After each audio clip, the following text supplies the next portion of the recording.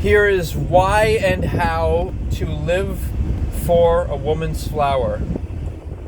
Why is because it's the one thing that goes beyond comparison. All women's flowers are similarly attractive, and they go beyond like men's privates comparisons, women's chest comparisons, and this ongoing silent competition of people trying to be attractive and have the newest gadgets and the most, or more stuff than another person.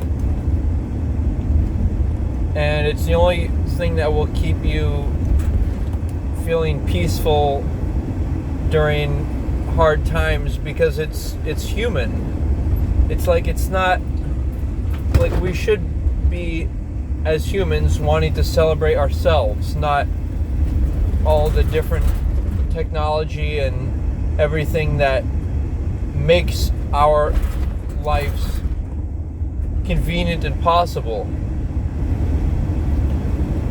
So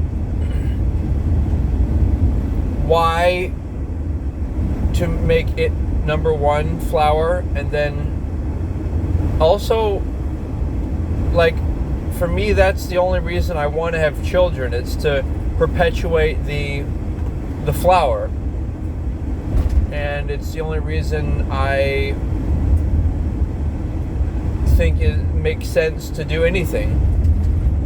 And so, obviously, gay men won't be able to experience this, but it's not just the flower that we're trying to celebrate here, it's also the feminine.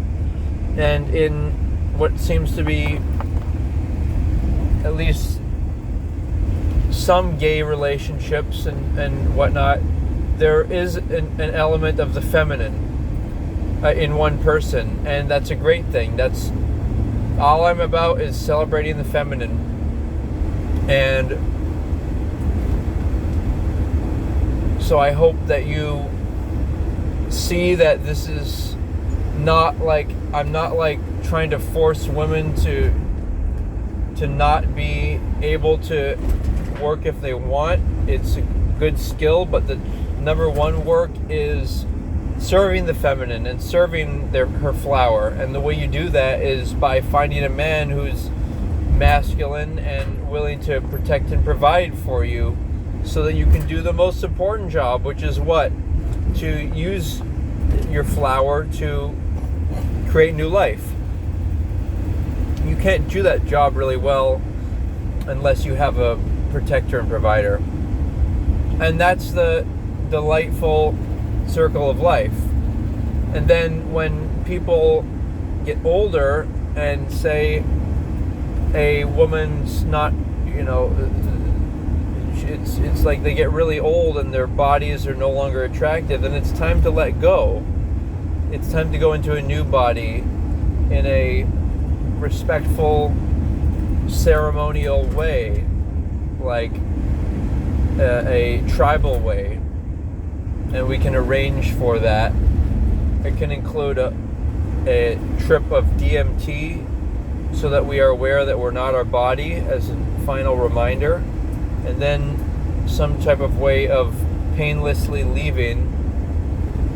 And of course the man guides the woman through that, and some assistance, and then they can guide the man through that. Or if the man has any unfinished business to do, he can take care of.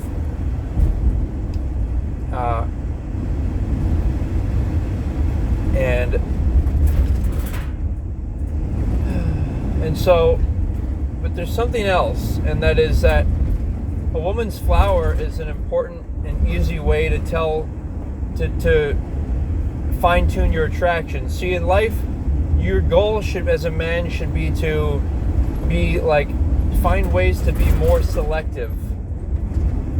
And for example, you don't want a woman who smokes unless you happen to be a smoker, right? So no matter how attractive she is, you don't want her if she's a smoker.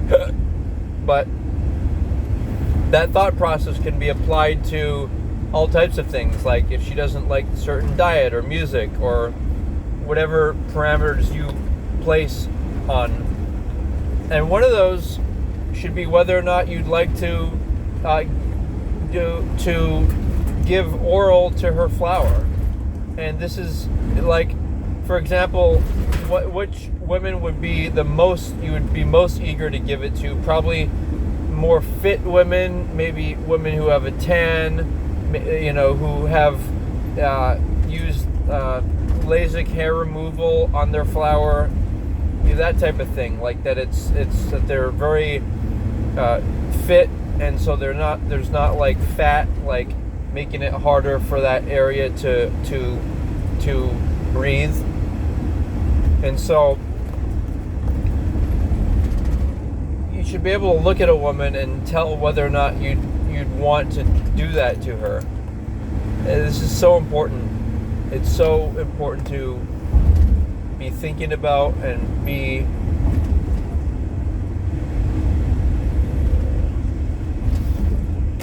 conscious about, and it's like a new way of thinking. It's like the instant you discover flower, you're gonna be free, and it'll get you through the hard times, and to celebrate her, I call her Goddess V. It involves this whole process of avoiding premarital intimacy, wanting a woman,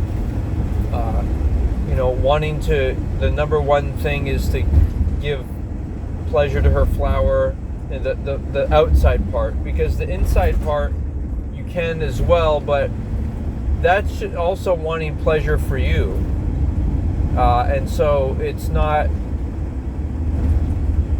like the complete experience.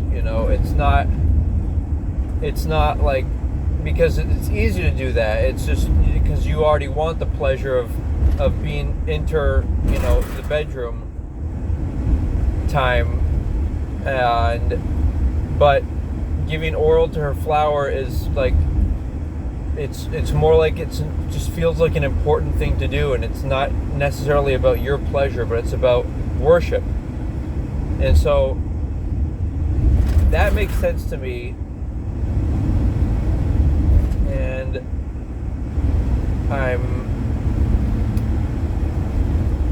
it's just like a process of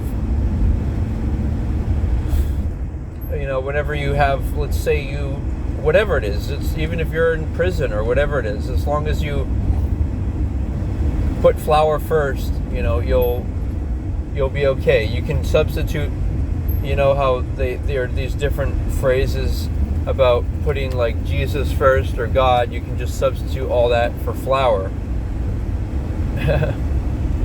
Thank you guys for considering, and remember, if a Bible or any religion does not emphasize this, at least as a key aspect, then we should want to question, or a person, if they don't emphasize what I'm talking about flower, then we should question why the source of that, and why we would want to listen to that, especially like if the main characters, if the height of it is not having a woman, like a monk or a priest, a Catholic, whatever, or whatever it may be. That's not the height of the human experience. The height of the human experience is helping a woman be able to be in her feminine by working and providing, protecting her, and celebrating her flower. That's the height of the human experience, point blank.